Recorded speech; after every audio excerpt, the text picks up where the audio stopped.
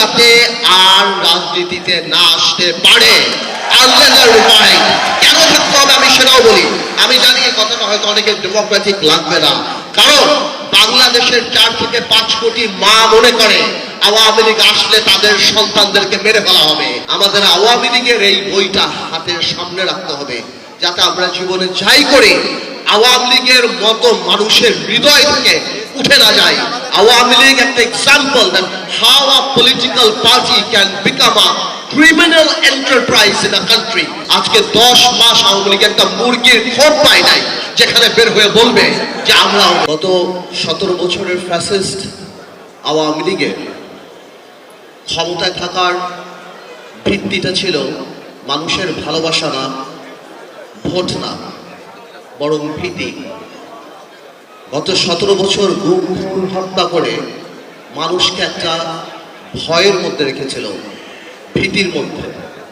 কিন্তু আওয়ামী লীগ উপলব্ধি করেনি যে এই ভীতিটা একটা পর্যায়ে ঘৃণায় রূপান্তরিত হবে এবং এই ঘৃণা রূপান্তরিত হবে গণঅভ্যুত্থান। আমি আরেকটা কথা সবসময় বলি, জেল থেকে বের হওয়ার পরে বলেছি, আমি বিশ্বাস করি তাই আমি বলি, আমি একটু স্পিরিচুয়ালিটিতে বিশ্বাস করি, ডিভাইননেসে বিশ্বাস করি।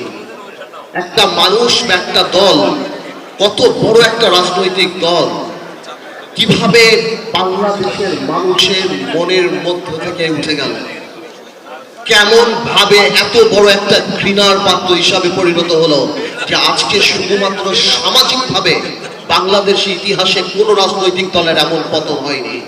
তার মানে কি পরিমাণ অপরাধ না করে থাকলে, কি পরিমাণ আমানত খেয়ানত না করে থাকলে একটা রাজনৈতিক দল যার এত বর্ণাঢ্য ইতিহাস ছিল সে মানুষের মন থেকে যে উঠে গিয়েছে।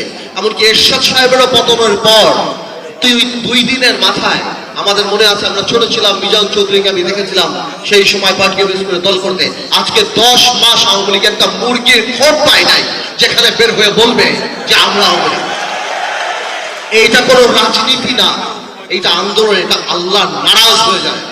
আল্লাহ যখন নারাজ হয়ে যায় তখন নাকি জিবরাইল আলাইহিস সালামকে বলে দেয়, এবং জিবরাইল আলাইহিস সালাম সকল কায়নাতে মানুষকে বলে দেয় যে আল্লাহ এর প্রতি ঘৃণা এনে দাও। তাহলে আমি আসলেই চিন্তা করি এই থেকে আমাদের শিক্ষা নিতে হবে। কি শিক্ষা নিতে হবে?